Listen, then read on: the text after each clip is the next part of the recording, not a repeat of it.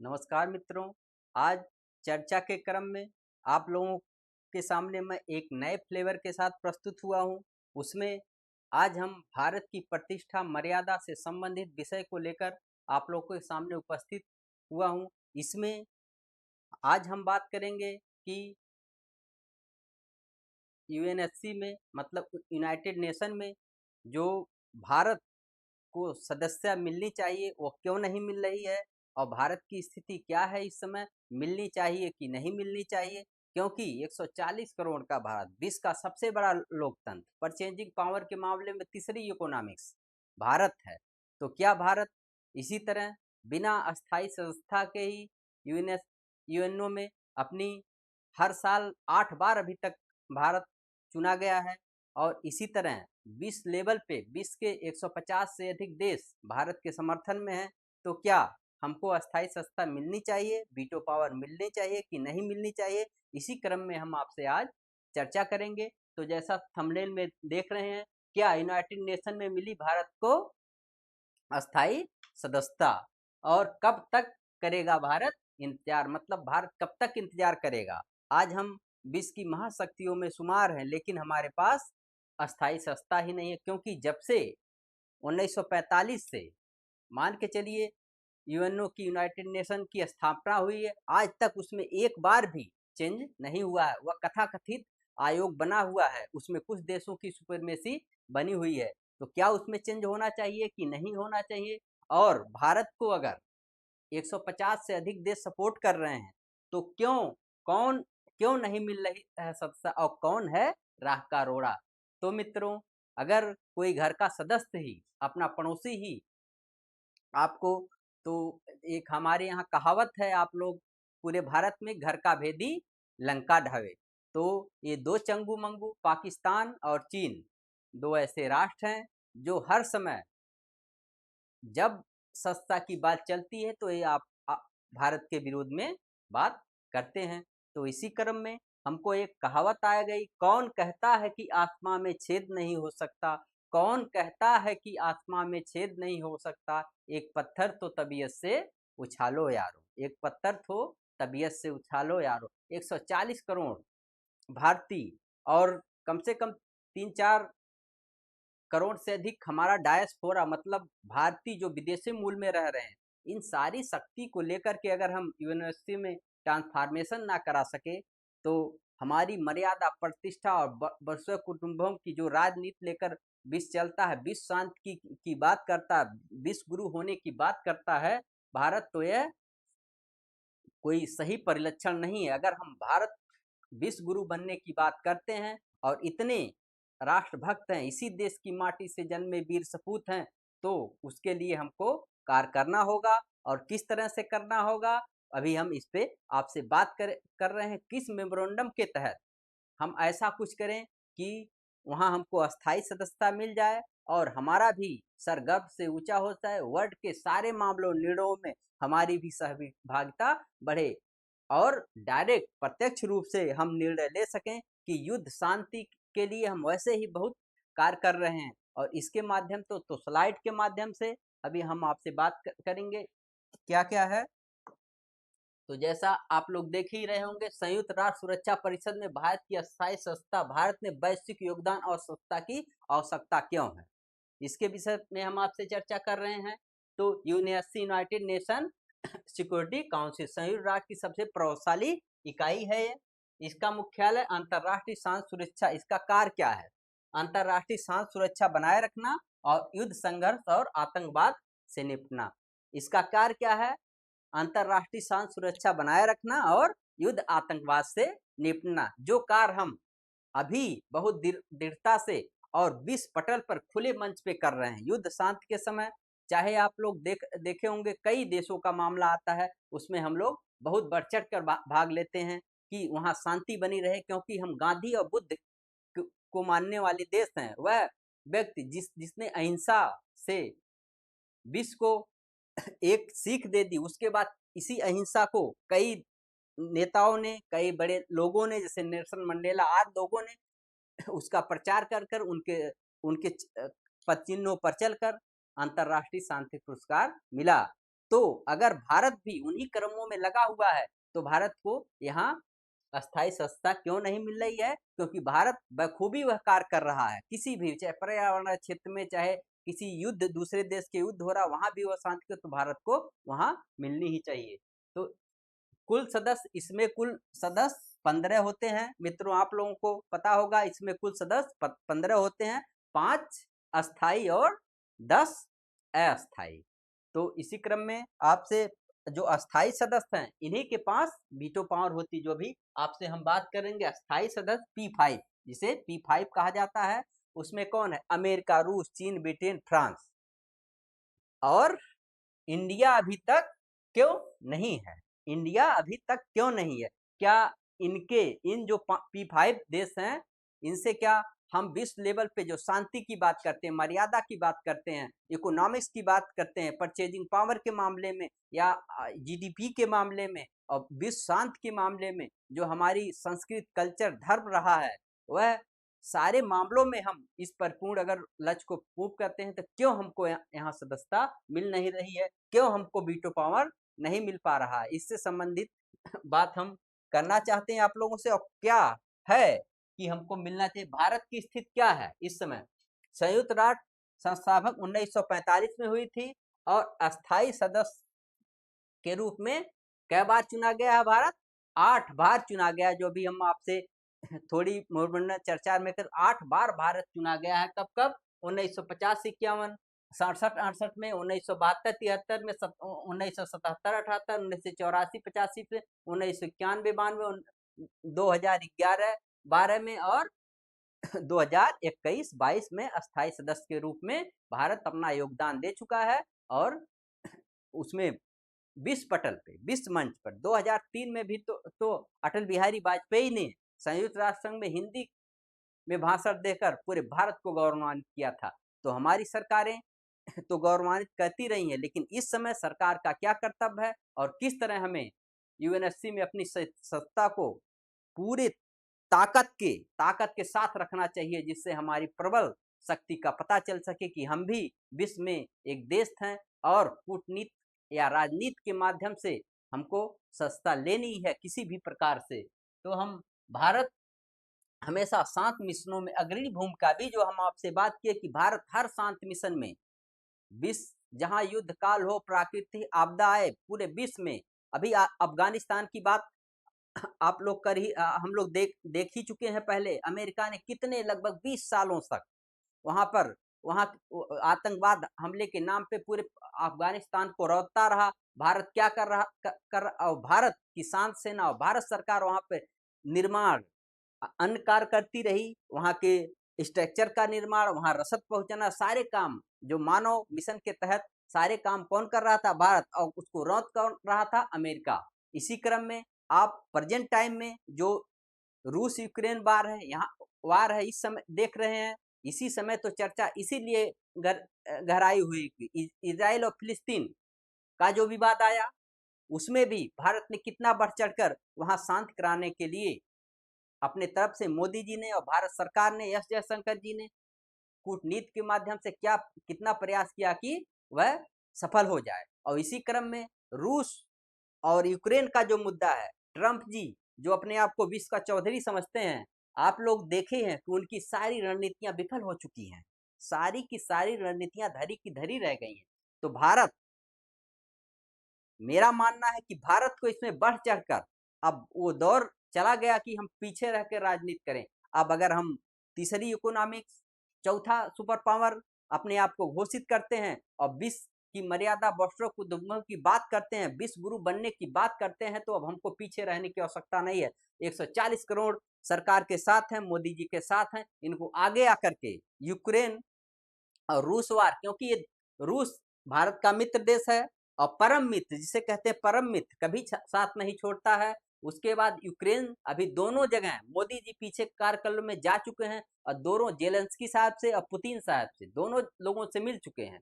तो क्या भारत मिल करके, अगर इस दौर में मोदी, जहां अमेरिका नहीं कर पाया जो कार्य, अगर मोदी जी, भारत सरकार किसी माध्यम से इस युद्ध को शांत करा ले जाती है, तो मित्रों वह दूर नहीं कि हमारी जो चैलेंज होगा को, अभी मोदी ट्रंप जी क्यों ये सब कर रहे हैं? नोबल शांति पुरस्कार के लिए। लेकिन उनको ये पुरस्कार मिलने वाला नहीं है, क्योंकि वो विफल रहे हैं और इसी पर वो टैरिफ वार लगाते हैं भारत में। कहते हैं इसीलिए यूक्रेन और रूस युद्ध को शांत करने के लिए हम टैरिफ वार लगाते हैं। हर समय वो अपनी अपनी चालाकियों से व्यापारीपना दिखा करके हर समय वर्ल्ड को गुमराह करता रहता है।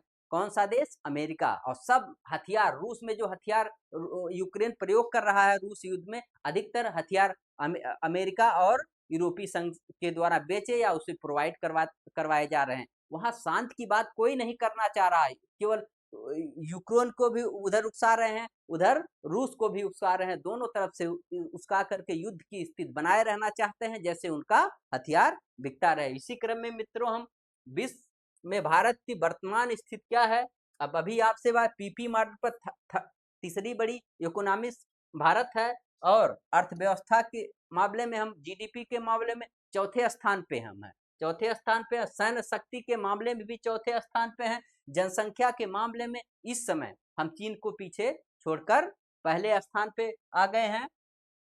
और यूएनओ में सबसे अधिक योगदानकर्ता कौन है? भारत ही है। चाहे शांत सेना में रसद पाने के मामले में अगर कोई भी इस टाइप का मिशन होता है तो भारत सरकार करती। और लोकतंत्र कि विश्व का सबसे बड़ा लोकतंत्र भारत है, और यूएनओ भी एक लोकतांत्रिक संस्था है। अगर जिस लोकतांत्रिक संस्था में विश्व का सबसे बड़ा देश ही ना जाए, उस लोकतांत्रिक संस्था का मतलब ही क्या होता है? अगर हम उससे बाहर रह रहे हैं क्योंकि हम अस्थायी रूप से उसके सत्ता नहीं, हमारे पास वीटो नहीं। और विश्व का सबसे बड़ा लोकतांत्रिक देश कौन है? भारत है। यहाँ की जनसंख्या, यहाँ का लोकतंत्र, यहाँ का चुनाव प्रणाली सारी एक दूसरे को गौरवान्वित करती रहती हैं। और जैसे साम्यवादी देश जो सत्ता में 20-20 तक, पूरे चीन जैसे देश हैं जो अपनी ताउम्र तक, जिनपिंग ऐसे व्यक्ति हैं जो सोचते हैं ताउम्र तक हम इसमें अपनी सत्ता स्थापित कर, उनको वह व्यक्ति चीन इसमें अस्थायी सदस्य के रूप में घोटोले मारकर बैठा हुआ है। तो आप लोग इस पर विचार करिए कि किस तरह भारत को इसमें अस्थायी सदस्यता मिलती है। भारत अस्थायी सदस्यता क्यों नहीं मिलती है? और फिर 5 देश अपने अधिकार साझा नहीं करना चाहते। क्यों नहीं मिलती है मित्रों? इसमें जो हम बात किए कि जो P5 देश हैं, चीन, रूस, फ्रांस, ब्रिटेन, अमेरिका, चीन, रूस, फ्रांस, ब्रिटेन, अमेरिका, जो P5 देश हैं, यह सब सोचते हैं कि अधिकार और वर्चस्व की लड़ाई है विश्व में। आप लोग जानते होंगे इंटरनेशनल राजनीति में कि अधिकार और विश्व की लड़ाई है, क्योंकि इसमें ये नहीं चाहते कि जो अधिकार हमारे पास है वो किसी और के पास आए। वहां तो चीन तो खुले मन से इसकी आलोचना करता है, लेकिन दबे पांव अमेरिका भी नहीं चाहता कि भारत यूएनएससी में अस्थायी सदस्य बने। इसी क्रम में मित्रों, हम आपसे बात करते हैं क्यों और क्या रोड़ा है चीन का विरोध। भारत की सत्ता के सबसे बड़ा रोड़ा चीन ही है। अब जान ही रहे होंगे, कोरोना महामारी फैलाने वाला देश, जो कोरोना महामारी को विश्व पटल पे लाके पैदा कर दिया, पूरी विश्व के त्रासदी में डाल दिया, जो कीड़ों मकोड़े खाने वाला देश है, वह वहां सत्ता ग्रहण किए हुए हम सौम्य और विश्व लेवल पे अपनी अहिंसा के लिए जाने जाते हैं, वहां उसको अभी हमको सदस्यता मिल नहीं पाई है। और वहां इसका चीन का साथ देने वाला एक हमारा पड़ोसी देश पाकिस्तान है, जो कभी भी अपने कदमों पे नहीं खड़ा हो सकता। वह कभी अमेरिका के पक्ष में, कभी चीन के पक्ष में जाके उनके पैरों तले रौंदा जाता है। वहां की अर्थव्यवस्था लुच से पुज्ज हो गई है, उसके बाद भी मित्रों वह उनका साथ देता है, क्योंकि वो भारत भविष्य जैसा काम करता है, जिसे कहते हैं घर का भेदी लंका ढावे। तो हर समय वो अपने एक छोटे से मुद्दे, कश्मीर के मुद्दे को लेकर अपने देश को तो खिला नहीं पा रहा है। अपने जो उनके मेन नागरिक हैं वहां, उसके यहाँ बलूचिस्तान में किस प्रकार से काटे जाते हैं, हिंदुओं को काटा जा रहा है, और किस प्रकार बलूचिस्तान में नरसंहार किया जा रहा है पाकिस्तान के द्वारा। और भारतीय शांति स्थापित करने के लिए भारतीय बात करता है, हर देश में भारत अपनी शांत सेना भेजता और रसद पानी का निर्यात करता है। तो इन दोनों के और का यूएन 1945 से आज तक यूएन में सुधार नहीं कर। जो अब कोई भी देश काल जब आगे बढ़ता है तो उसमें परिस्थितियां, देश काल सब बदलते रहते हैं। एक बार 1962 में जब चीन से युद्ध हुआ था भारत का, उस समय मित्रों आप लोग अगर, तो अमेरिका भारत के साथ था और वह कह रहा था, क्योंकि चीन से जब कॉन्फ्लिक्ट की बात आती है तो भारत के पक्ष में अमेरिका आ जाता है, और अगर पाकिस्तान से कॉन्फ्लिक्ट की बात आती है तो भारत से विपरीत में चला जाता है अमेरिका। तो यह इसकी दोहरी रणनीति की पॉलिसी है। उस समय जो सरकारें थी, उस समय 1962 के बाद 64-65 में संयुक्त राष्ट्र संघ कह रहा था भारत पर आप परमाणु परीक्षण कर लो और परमाणु सशक्त राष्ट्र हो जाओ, लेकिन भारत कूटनीति के कारण या अलग थलग रहने के कारण वह नहीं कर सका। डर किसका था? विश्व के देशों का डर था कि समाज में हमें अहिंसा परमो धर्म अपनाना है। लेकिन उस समय जिन्होंने 1965 में चीन ने अपना परमाणु परीक्षण करा, उसी के आधार पर अगर जितने परमाणु संपन्न देश थे उस समय सबको वीटो पावर मिल गई, लेकिन भारत को नहीं मिल पाई। यह भारत की बहुत जो उस समय की सरकारें थी उनकी सूझबूझ का अच्छा परिणाम नहीं हुआ, नहीं तो आज हम भी परमाणु संपन्न होते। अन्य देश का दावेदार जापान, जर्मनी, ब्राजील, दक्षिण अफ्रीका, मतलब भारत खुद चाहता है कि भारत के साथ केवल भारत ही नहीं जाना चाहता, वो G4 देश, जैसे G4 देश में कौन कौन है? ब्राजील, जर्मनी, भारत, जापान को लेकर दक्षिण अफ्रीका से अन्य देशों को लेकर भी भारत चाहता है कि यूएनओ में ट्रांसफॉर्मेशन हो, क्योंकि जो संस्था 45 में बनी थी आज 2025 हो गए, तो क्या वह वैसी ही मूलभूत रहेगी? नहीं, उसमें कुछ परिवर्तन होना चाहिए। और जब तक किसी चीज में परिवर्तन नहीं होता है, और समाज कितना आगे बढ़ चुका, 1945 में जो आज टेक्नोलॉजी, यूट्यूब और नेशनल सोशल मीडिया जितनी टेक्नोलॉजी, हम लोग चांद पे जाने की बात कर रहे हैं, सब जगह। तो यह उस समय सोचा नहीं जा सकता, उस समय और उसी समय से अभी तक इसमें ट्रांसफॉर्मेशन नहीं हुआ है। और उस समय हमारी क्या स्थिति थी, और आज जब हम तीसरे चौथे नंबर की इकोनॉमी और अर्थव्यवस्था के क्रम में और युद्ध कौशल के क्षेत्र में भी और परमाणु शक्ति संपन्न होकर भी आज हमको उसमें सदस्यता नहीं मिल रही है। तो क्या इसमें ट्रांसफॉर्मेशन होना चाहिए? तो भू राजनीतिक परिषद कुछ देश नहीं चाहते कि भारत एशिया का, मतलब ये अगर सदस्यता मिल गई तो भारत क्या हो जाएगा? भारत का एक वर्चस्व हो जाएगा। और जैसे चीन जैसे देश नहीं चाहते कि उसको भारत को अस्थायी सत्ता मिले और उसकी एशिया में उनका जो वर्चस्व है वह भारत के हाथों में। और अगर वास्तविकता में हमें सत्ता मिल गई और वीटो पावर मिल गई, एशिया नहीं विश्व के सारे देशों में हम अग्रणी होंगे, क्योंकि शांत सेना सबसे अधिक कार्य करती है किसी अभियानों में, भूकंप और भूस्खलन जैसे, सुनामी जैसे मुद्दे पर, तो भारत की शांत सेना ही संयुक्त राष्ट्र संघ से अफिलिएट करा करके वहाँ मानव निर्माण का और काम करती है, अहिंसा का काम करती है। वहाँ शांति युद्धों में भी शांत, जहाँ युद्ध होती है वहाँ शांत सेना जा करके जो मेडिसिन प्रोवाइड की जाती है, वहाँ घायलों का दवा के उसमें अधिकतर हमारे भारत की शांत सेना ही होती है। तो क्या हमें उसमें अस्थायी सत्ता नहीं मिलनी चाहिए?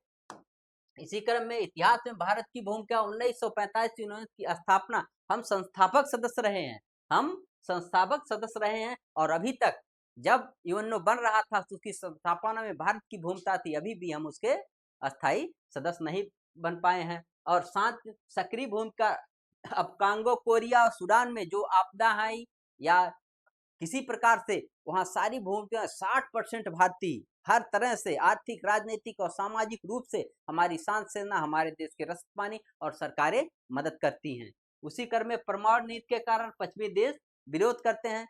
पश्चिमी देशों का विरोध क्या? अमेरिका वगैरह कैसे कि हमारी परमाणु, लेकिन हमारी परमाणु नीति शांति काल के लिए है, युद्ध काल के लिए नहीं है, बिजली बनाने के लिए और कार्य करने के लिए है।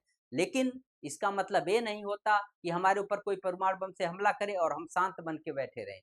पहली प्रक्रिया ना करने की प्रतिबद्धता जो भारत सरकार की है यूएनओ में या किसी लेवल पे, कि पहले प्रक्रिया हम नहीं करते हैं, लेकिन जब हमें छेड़ा जाता है तो हम फिर किसी को बख्शते नहीं है, चाहे वह कोई देश हो अपने आप में। तो हम भी शक्ति संपन्न है। तो उस क्रम में G4 गठबंधन भारत, जर्मनी, जापान, ब्राजील सुधार की मांग के लिए तैयार है और 2020 में इंडिया अभियान में तेज होगा। यह अभियान इस समय तेज है, लेकिन वर्तमान स्थिति क्या है, इसमें क्या करना चाहिए? 105 सदस्य देश भारत के समर्थन में है और फ्रांस, अमेरिका, ब्रिटेन, रूस खुले रूप में भारत का समर्थन कर रहा है। केवल चीन, कुछ पाकिस्तान आज विरोध कर रहे हैं। आप लोग ये जान ही रहे होंगे, यूएन में सुधार की मांग लगातार बढ़ रही है। राजनीतिक आर्थिक स्थिरता बढ़ रही है, यूएनएससी के विस्तार में संभव है। शांत विकास लोकतंत्र में स्वाभाविक उम्मीद को बनाए रखने के लिए। तो इस समय भारत को क्या करना चाहिए? भारत को क्या करना चाहिए? भारत इसका हकदार है कि नहीं है? इस क्रम में हम आपसे बात करेंगे कि भारत क्या इसका हकदार है कि ट्रांसफॉर्मेशन हो, हमको अस्थाई सदस्यता मिले, हमारा भी प्रतिनिधित्व हो। तो भारत विश्व का सबसे बड़ा लोकतंत्र है और लोकतंत्र या शांति स्थापित करना, संयुक्त राष्ट्र संघ भी एक लोकतांत्रिक संस्था है, तो क्या विश्व के सारे लोकतंत्रों में शामिल नहीं करना चाहिए? विश्व के जो सबसे बड़ा लोकतंत्र का प्रतिनिधित्व करता है, सबसे बड़ी जनसंख्या का प्रतिनिधित्व करता है और जो वर्षों कुटुंबों की बात करता है, शांति की बात करता है, उसको भी शामिल करना चाहिए। तो लेकिन हमारा मानना है मित्रों को, जिस प्रकार भारत ने अफगानिस्तान में और यूक्रेन और रूस मामले में जिस तरह से वहां शांति स्थापित करने की बात कर रही है, मोदी जी को या भारत सरकार को चाहिए कि वहां पर किसी भी तरह शांति स्थापित करें और अपने देश की मर्यादा और गौरव को ऊपर करें। और मित्रों, इसी क्रम में हम अपने डायस्पोरा और 140 करोड़ भारतीयों का आह्वान करते हैं कि क्या करना चाहिए, किस तरह से हमको भारत का सपोर्ट करना चाहिए जिससे हमको अस्थाई सत्ता मिल जाए। हमारे जो कथाकथित बुद्धिजीवी हैं भारत के या भारत सरकार है, क्या कर आजकल सोशल मीडिया का दौर है मित्रों। इस सोशल मीडिया के दौर में मित्रों अगर हम लोग चाहें तो इतनी 140 और भारत का डायस्पोरा जो विश्व में फैला हुआ है, ये टेक्निकल लोग हैं और सुंदर पिचई जैसे बहुत कंपनियों से, गूगल के सीईओ, कई कंपनियों में सीईओ हैं भारत के। तो अगर सारे लोग मिलकर एक बार आवाज उठा दें, जिस तरह इजराइल में एक बार संघर्ष हुआ था, अभी जल्दी की बात है, तो सारे इजराइल के जो इजरायली व्यक्ति थे, उन्होंने कहा कि मैं सारे विश्व से नौकरियां छोड़ करके मैं इजराइल की सहायता करने के लिए हम लोग जा रहे हैं। यहूदी थे, यहूदी कितना अपने देश को लेकर, अपनी मर्यादा को लेकर एक हैं। तो और वहां की कंपनियों ने उनको छुट्टियां भी दी कि आप जाइए अपने देश की मर्यादा और अस्मिता की रक्षा करिए, उसके बाद फिर से आके नौकरी करिएगा।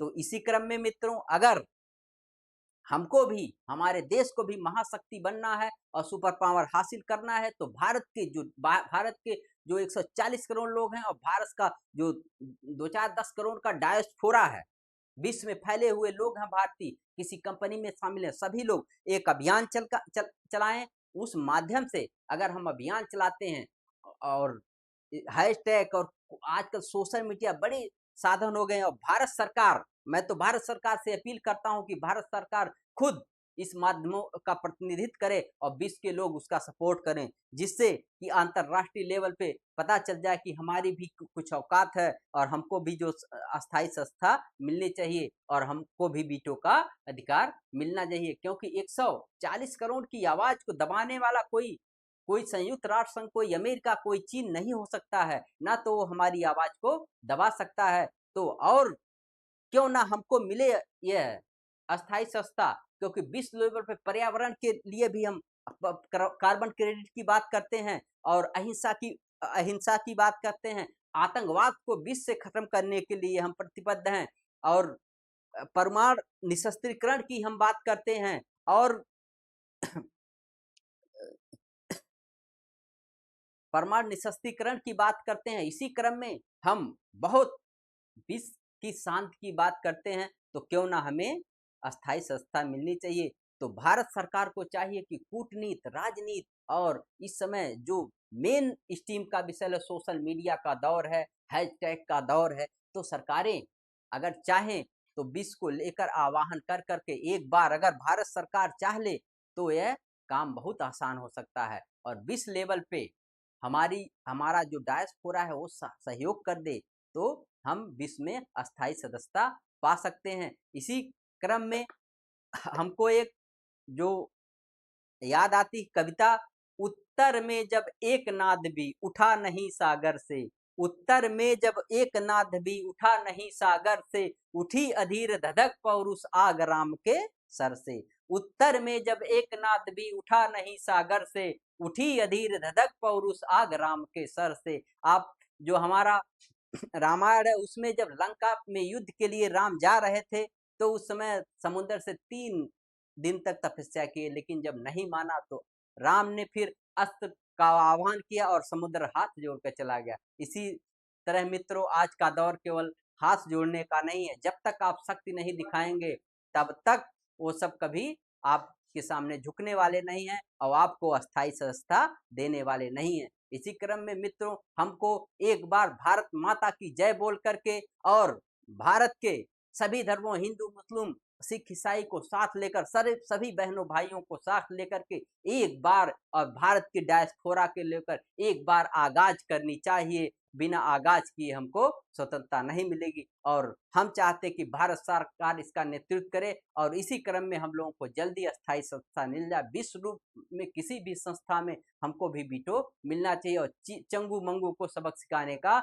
यह समय आ गया है कि ये भी समझ लें कि हमारा विरोध करने से कहीं कहीं भी ये अच्छी जगह पे नहीं जा सकते हैं। अगर सपोर्ट करें तो जैसे हम वर्षों की कुटुंबों की बात करते हैं, हम कभी भी नहीं चाहते कि हमारा पड़ोसी सुखी ना रहे, हमारा किसी से हमारा कॉन्फ्लिक्ट हो। हम तो बुद्ध के देश के हैं, बुद्ध को मानने वाले लोग हैं जिन्होंने मध्यम मार्ग की बात की थी।